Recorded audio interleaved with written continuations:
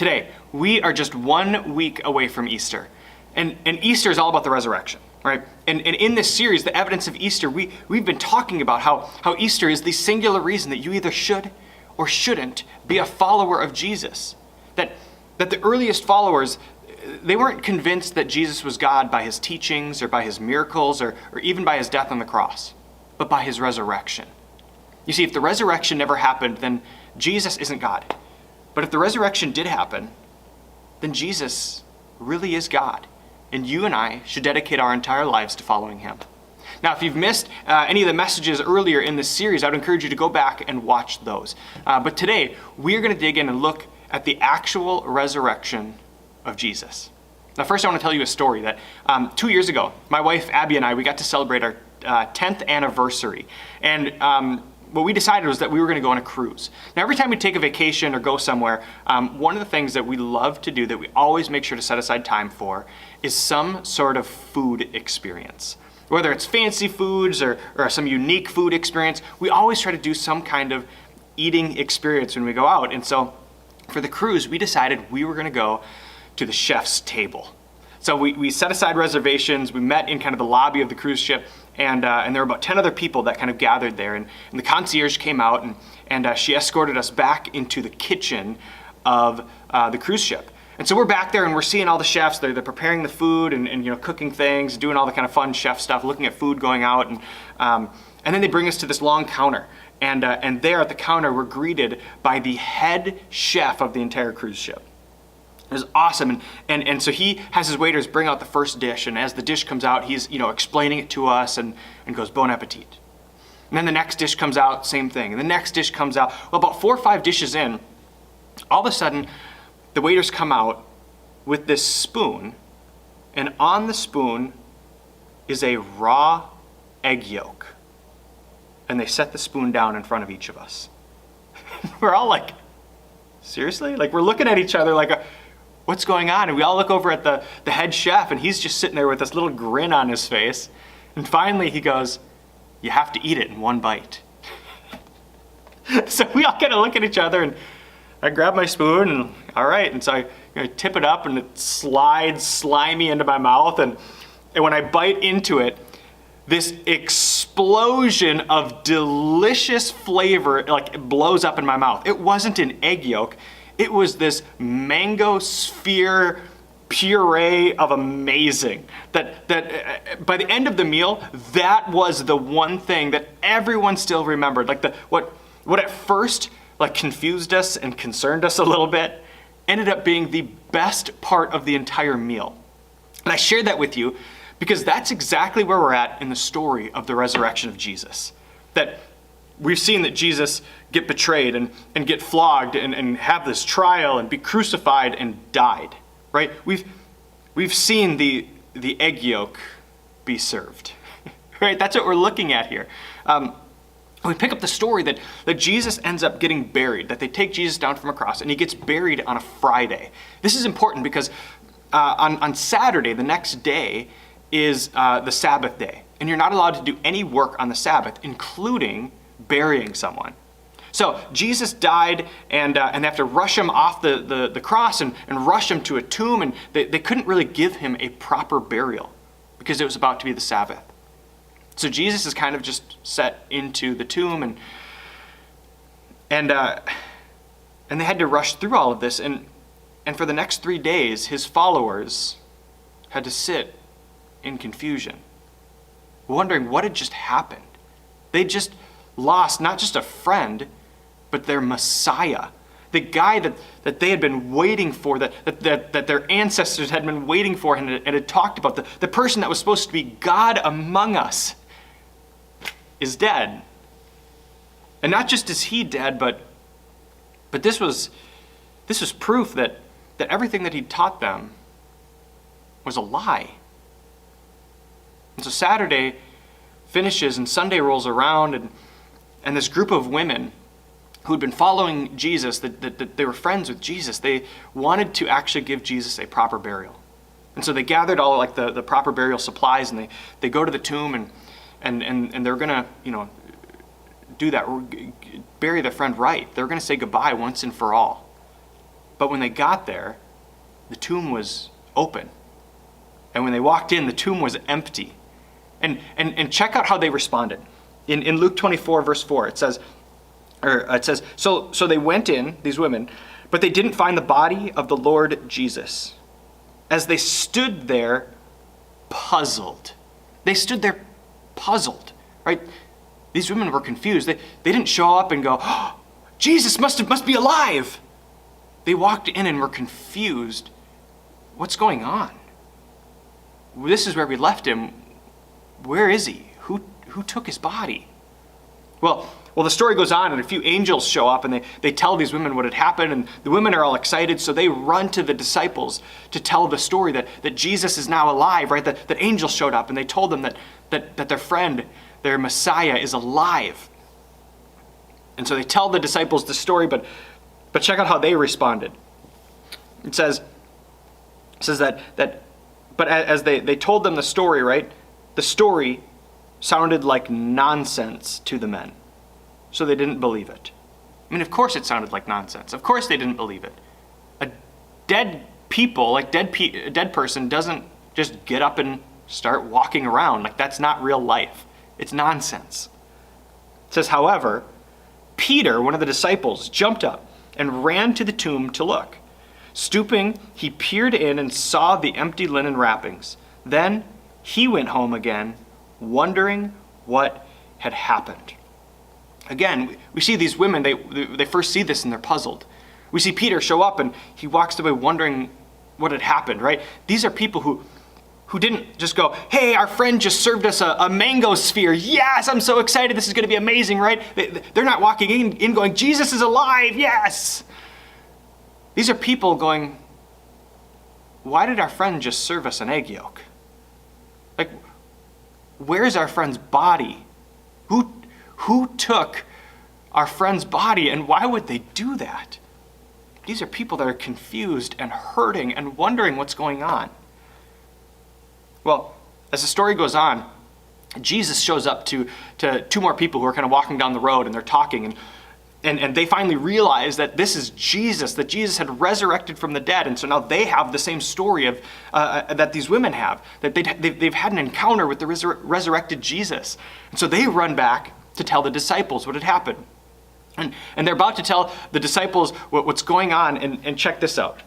It says, and just as they were telling the disciples about what had happened, Jesus himself was suddenly standing there among them. Peace be with you, Jesus said. But the whole group was startled and frightened, thinking they were seeing a ghost. They thought that they saw a ghost because, again, once a person is dead, they don't come back to life. That's not reality. When they look and see Jesus, the only explanation they can come up with is, that is a ghost. That's the ghost of our dead friend. They're afraid, they're scared, and they think they're seeing a ghost. Again, these aren't people going, yay, Jesus is alive, that he really did pull off that magic trick. Like, no, that's not where they're at. They're terrified, thinking that they're seeing a ghost of their dead friend. Well, Jesus tries to calm them down a little bit, and then this happens. It says, so the disciples, they stood there in disbelief, filled with joy and wonder, right? They've got this weird mix of emotions going on where, like, they're happy, but they're confused, and they kind of believe it, but not really. But so all this is going on, and then Jesus asks them, do you have anything here to eat? So they gave him a piece of boiled fish, and as Jesus ate it, they watched. What? Why would that? Who would add that little weird detail into a story, right? That Jesus shows up, and then the disciples are confused and excited, but not really sure that they're believing it. They kind of think that they're seeing a ghost, and then Jesus is like, I'm hungry. What's going on here? Why would Luke, the guy who's writing this, add that ridiculous detail into the story? That Jesus was like, I'm hungry. Why would he add that little detail to the story unless it's what really happened. You see, what Luke is trying to communicate to us is that they weren't seeing a ghost, right? That the disciples weren't just hallucinating Jesus, because hallucinations don't eat the food that you give them. Ghosts can't eat the food that you give them. They're transparent. They walk through walls. They don't eat food, because what they'd seen was the real Jesus who really was hungry and really did eat a fish. Now, I want to remind us of something, because there's something that I think we might forget, especially when we're reading the Bible. If you're familiar with the Bible, there's something that I think we often forget, is that Luke, right, the guy that's writing this, he's not just writing what he is going to think is going to be the Bible, right? Luke isn't writing the Bible. No, he's writing a letter to a guy named Theophilus. That if you were to go all the way back to Luke chapter 1, in the very first verses, Luke tells us why he's writing this book. And he says that he's writing this book to a guy named Theophilus, this rich guy who's looking around going, okay, this story of a resurrected Jesus is starting to grow. What's going on here? Like, what should I believe? What should I not believe? What's true? What's not true?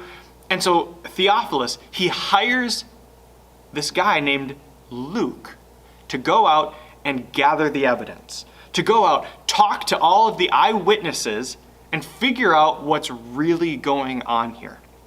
That when you read the book of Luke, you're not reading the Bible, you're reading a letter from a guy named Luke to a guy named Theophilus of all the evidence that he's found around the story of the resurrection of Jesus. This is why when you read the book of Luke and even other books in the Bible, you get a lot of names of specific names of specific people who live in really specific places. These specific details are there to say, listen, don't just believe me. These are real people. You go ask them. That's what's going on here. Now, I want you to just imagine with me that the resurrection, right, the story of Jesus coming back to life is brought to trial. That you walk into the courthouse and you're one of the jurors. You're part of the jury, and you have to decide, is the resurrection true? Did this really happen or not?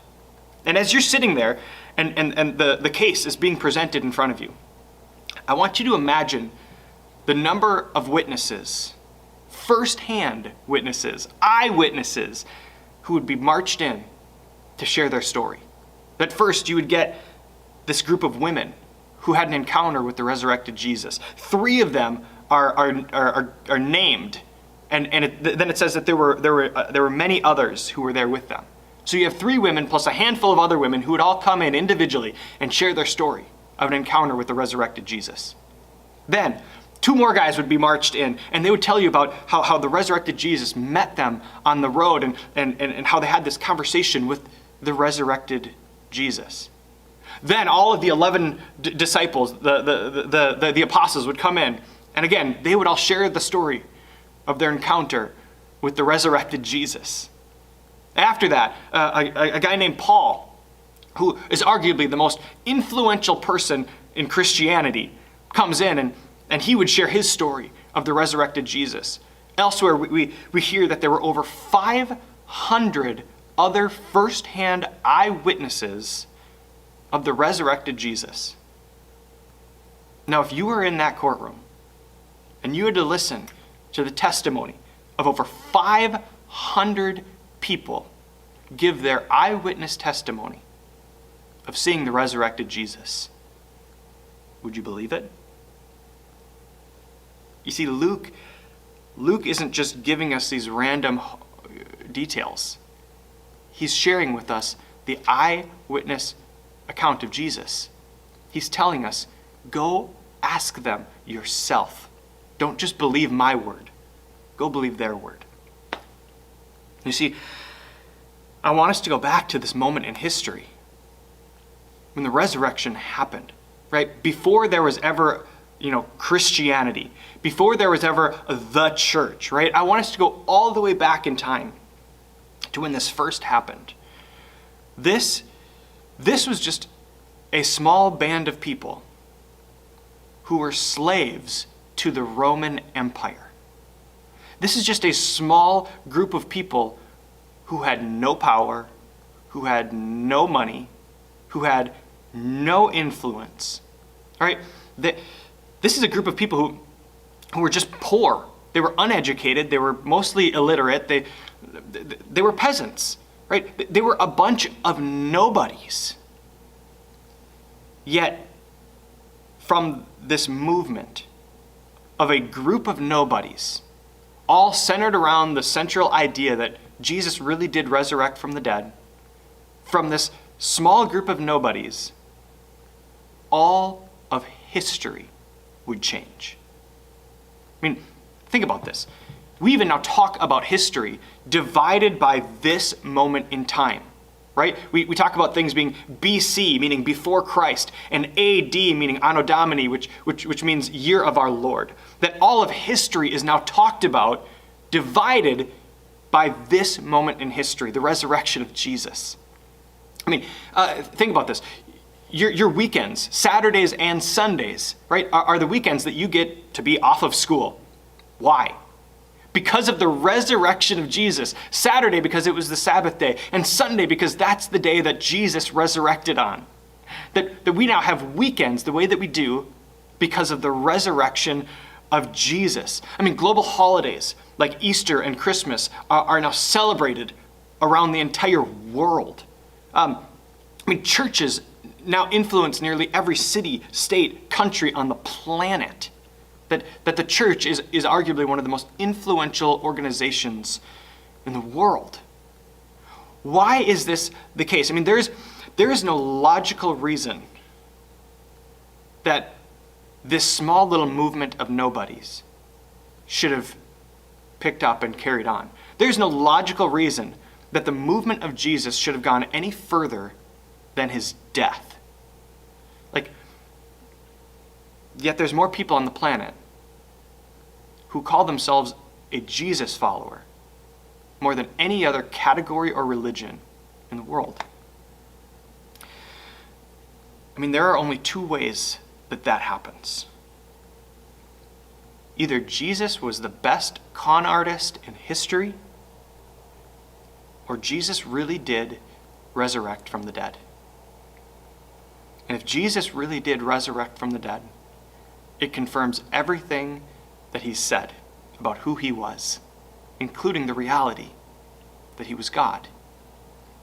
And if Jesus really is God, then you and I should dedicate our entire lives to following him. I mean, for me, when I look at the evidence of Jesus, the evidence tells me that Jesus really is alive, that he really did resurrect from the dead, that he really is God, and he really is wanting to give life to the world. For me, when I look at the resurrection of Jesus, I look at the reality that he doesn't just transform history, he hasn't just transformed the lives of countless of people, but that he's transformed my life, that he's made me who I am today, and that he wants to change you and transform you and show you his love in that deep, deep way that you can only experience in a relationship with the resurrected Jesus.